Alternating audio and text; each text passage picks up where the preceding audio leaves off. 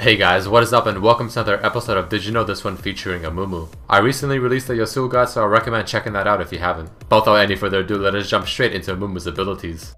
Did you know Amumu's passive will not apply if it is dodged by someone like Jax or blinded by someone like Teemo, but it will go through Pantheon's block or Fiora's parry. Even though Spell Shield will block the damage from Amumu's Q, the bandage, he will still fly to his target. Keep this in mind in your next game. Spell Shield will block Tantrum and Curse of the Sad Mummy, which is the ultimate. However, it will not block the Despair, which is the one where Amumu cries on the ground. You may not cast the Bandage Toss when you are rooted by something similar to a Morgana Q. As you saw in the spell bar, the Q is grayed out when I'm snared. Despair has a minimum duration of 1 second. This means that you cannot just simply toggle it on and off very quickly and not use any mana. We all know and love Tantrum because the CD can get reduced by getting hit by enemy champions or minions or even jungle creeps, but did you know that tower shots will also reduce the duration? Did you know that CC will not stop Amumu from flying over with his Q as long as he throws it prior to actually being CC'd? The only thing that can stop him is a knockup. One of the good things about the Bandage Toss is that it is able to hit stealth targets, even though it won't reveal them. Remember that the Curse of the Sad Mummy is a snare, not a stun. This means that it will not interrupt things like Nunu ulti, Katarina ulti, Fiddle Drain, Fiddle Channel ulti, or any similar channeling effects.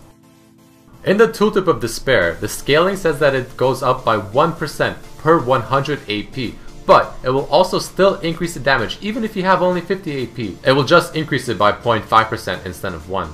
For Tantrum, the physical damage reduction applies after taking into account the armor on Amumu. Alright guys, let us jump into some cool facts and lore about Amumu.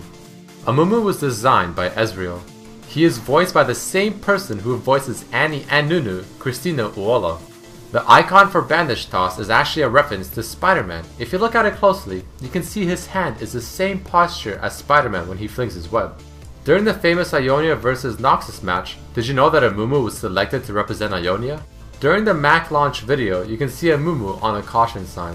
Did you know that Amumu is the third champion to have 7 total skins? Apparently, Amumu's dance is a reference to South Park, where the goth kids dance by shuffling side to side. His name is a pun on Amumu, probably made up by Mr. Puns of Damage himself, Freak. You might wonder how Amumu looks and is the way he is, but apparently nobody knows, not even Amumu himself. He woke up in a pyramid one day within the Shurima desert and had no idea how he got there or why, nor can he remember anything from the past other than that he misses his parents very much, whoever they were. He could not stop being sad no matter how much he tried, and the only thing he learned as he began his venture across Valorant is that he is undead, even though he does not share the evil characteristics with many of the other undead beings. Eventually, he found his way to the Institute of War, which is the home of the League. He told the summoners his story and they invited him to take part in the League judgment, from which he became successful and gave him what he wanted, a home. His goal within the League is to make friends who can hopefully help him discover his past. In his classic skin, it seems like Amumu is making images of his parents who look human, since he had no idea how they look like and he just assumes that they are human. His Amumu skin in the background, you can see posters referencing to many bands. Deathcap for Corky for Deathcap for Cutie, Cho'Gath Eat World for Jimmy Eat World, and Evanescence for Evanescence. The sad face poster is a parody of Nirvana's symbol, which is a happy face. In the Chinese equivalent of the skin, you can see a ghost of Tristana and Poppy playing the bass and drums respectively.